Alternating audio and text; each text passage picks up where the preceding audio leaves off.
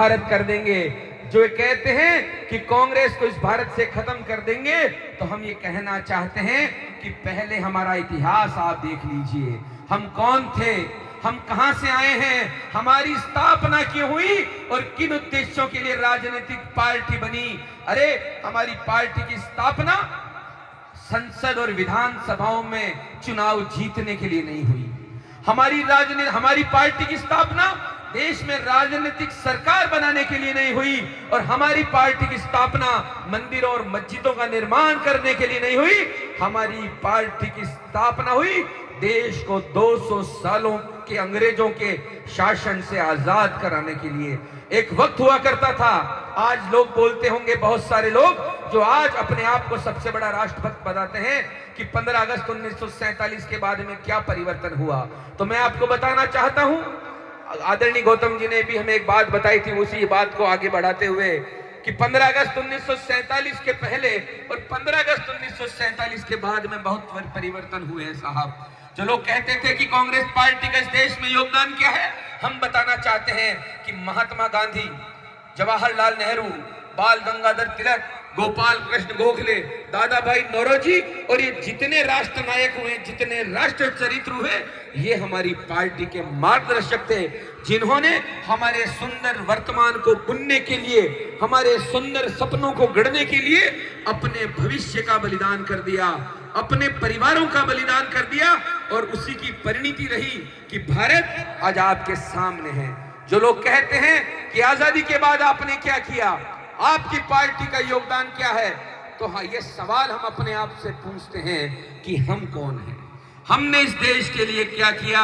और जब हम पिछले 75 साल के पीछे देखते हैं तो हमें इस बात का गर्व होता है कि हाँ, हम वही कांग्रेस पार्टी हैं कि अंग्रेज इस देश को, भारत को 2 टुकड़ों में विभाजित करके नहीं गए थे। अंग्रेज ने भारत और पाकिस्तान का बंटवारा नहीं किया, परंतु जब अंग्रेज गए थे तो भारत के टुकड़े टुकड़े करके गए थे। और आपको याद होगा कि भारत के साथ में एक भारत मिला था, बटा हुआ भारत, 550 रियासतें, और उनके राजाओं को छोड़ के गए थे अंग्रेज यहाँ पर। वो तो धरती के लाल हमारे माननीय प्रधानमंत्री जवाहरलाल नेहरू और सरदार पटेल की दूरदर्शिता थी, जिन्होंने 550 रियासतों को भारत में मिलाया।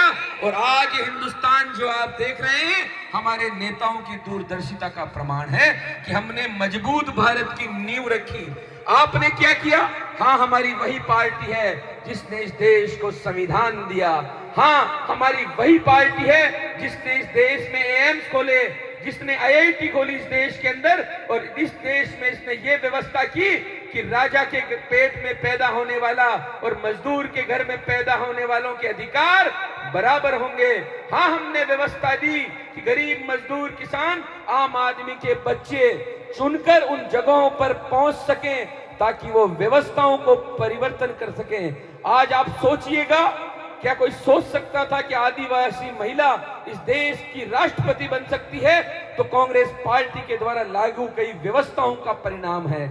आज इस देश के अंदर आम आदमी भी UPSC, कैबिनेट सचिव, कलेक्टर, राजपत्रित अधिकारी, और ये व्यवस्थाएं लागू की तो हमारी पार्टी ने लागू की। और ये विकास यात्रा ऐसे रुकी नहीं। माननीय नेहरू जी के बाद में कमान संभाली आदरणीय नेता लाल बहादुर शास्त्री ने, जिन्होंने जय जवान और जय किसान का नारा दिया। और केवल नारा नहीं दिया, और जब उनकी व्यक्तित्व के ऊपर आंच उठने लगी कि लाल बहादुर शास्त्री में मजबूती कितनी है, तो उन्होंने 1965 के युद्ध में पाकिस्तान को धूल चटाई। ये हमारा योगदान रहा। और आदरणीय शास्त्री जी के बाद में हमारे इस देश के अंदर स्वर्णिम युग की शुरुआत हुई, जब भारत की प्रधानमंत्री बनी आयरन लेडी इंदिरा गांधी जी। और आप सब समझते हैं, जो लोग कहते हैं कि इंदिरा गांधी जी ने क्या किया, तो एक नहीं अनेकों काम किया इंदिरा जी ने इस देश के लिए। उन्होंने बैंकों का राष्ट्रीयकरण किया। पहले छोटी छोटी पूंजी के लिए हमें साहूकारों के पास जाना पड़ता था, मोटा ब्याज देना पड़ता था, मनमानी तरीके से वो ब्याज को वसूल करते थे। और दूसरा, राजाओं का प्रीवी पेयर्स खत्म किया। तो हमारी नेता इंदिरा गांधी ने खत्म किया। और ऐसे ही इंदिरा गांधी जी के बारे में जो लोग कहते हैं कि इंदिरा गांधी जी का उनका आज भी वो भाषण हमें याद है, जब 22 अक्टूबर को उन्होंने कहा था कि मेरे खून की एक एक बूंद भी अगर इस देश के काम आ जाए तो मेरा आना इस देश के अंदर सफलतापूर्वक हो जाता है। और कई परेशानियां आई। 19 के बारे में बता रहा हूं, जिसने 1980 के चुनाव के अंदर इंदिरा गांधी जी को वापस प्रधानमंत्री बनाया। एक वो घटना, जिस घटना ने इंदिरा गांधी जी का आत्मविश्वास को बढ़ाया, वो घटना थी बेलची गांव की घटना। बिहार के अंदर बहुत भयंकर बाढ़ आती है। कहा भी जाता है कि कोसी नदी का श्राप किसे लगा है तो बिहार को लगा है। और जब वहां बाढ़ आती है तो इतनी भयंकर तबाही होती है कि गांव के गांव डूब जाते हैं। वहां पशु मवेशी और जितनी ऐसी तबाहियां होती हैं कि आप कल्पना भी नहीं कर सकते। उन व्यवस्थाओं के दौर के अंदर इंदिरा गांधी जी के पास में मैसेज आता है कि बिहार में बहुत भारी तबाही हुई है और आपको बिहार जाना चाहिए। इंदिरा गांधी जी उस वक्त पारिवारिक समस्याओं से, राजनीतिक समस्याओं से जूझ रही थी। एक तरीके से तत्कालीन सरकार और राजनीतिक दल सब आदरणीय इंदिरा गांधी जी के खिलाफ हो चुके थे। उस व्यवस्थाओं के बाद में, उन समस्याओं के बाद में भी इंदिरा जी ने तय किया कि नहीं, मुझे जाना होगा। और वो जब बिहार में पहुंचे, एक छोटा सा मैं आपको इंट्रो भी देना चाहूंगा कि यहाँ पर जो हम नदी देखते हैं, उनके जो पार्ट होते हैं वो होते हैं 500 मीटर, 1000 मीटर, 2000 मीटर। जबकि बिहार में जो नदियां हैं उनके जो पार्ट हैं वो 3-3 किलोमीटर, 4-4 किलोमीटर, बहुत लंबी चौड़ी व्यवस्था है। और जब इंदिरा गांधी जी वहां पहुंची, नदी के इस तरफ और उस पार था बेलछी ग्राम। लेकिन जैसे ही पता पड़ा, और वहां की प्रदेश कांग्रेस कमेटी ने भी कहा कि मैडम बाढ़ का पानी ऊपर गया हुआ है, वहां जाने का कोई साधन नहीं है, हम नहीं जा सकते, ये बेलछी गांव है।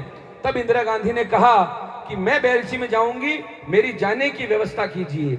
उस वक्त हेलीकॉप्टर की भी सुविधा नहीं थी क्योंकि सरकारें हमारे खिलाफ में थी। तब आप सोचिएगा, उस दौर के अंदर एक हाथी मंगाया गया और उस हाथी के ऊपर इंदिरा जी बैठी और महावत के साथ में 3 किलोमीटर नदी का पार्ट पूरा किया। और बेलछी ग्राम में जब इंदिरा गांधी पहुंची तो पूरे गांव ने नारा लगाया कि हमारी मां आ गई है, इंदिरा गांधी आ गई है। और जब उन्होंने ये सोचा तब उनको समझ में आ गया कि मैं आज भी जिंदा हूं इस देश के अंदर, और आज अगर मैंने राजनीति से अपने आप को अलग कर दिया तो इन देश के लाखों लोगों की पैरवी कौन करेगा, इनकी पीड़ा को कौन सुनेगा। तब वापस इंदिरा जी आए। और आप समझ सकते हैं कि 1971 का जो हमने युद्ध लड़ा, लोग कहते हैं कि हमने ऑपरेशन सिंदूर कर दिया, हम कहते हैं कि हमने एक देश के 2 टुकड़े कर दिए। जहां पर बांग्लादेश का निर्माण हुआ, वो युद्ध भी जीता तो माननीय नेता इंदिरा गांधी जी के नेतृत्व में हमने जीता। और आगे का विकास की यात्रा चलती रही, कांग्रेस भी बढ़ती रही और इस देश की विकास यात्रा भी बढ़ती गई। और उसके बाद में प्रधानमंत्री बने राजीव गांधी जी। अब लोग पूछते हैं राजीव गांधी जी का योगदान। अरे इस देश के अंदर पहले 21 साल में नौजवान को वोट देने का अधिकार था। सबसे पहले नौजवानों को वोट देने का अधिकार 18 साल में किसी ने दिया तो हमारे नेता राजीव गांधी ने दिया। और उसके बाद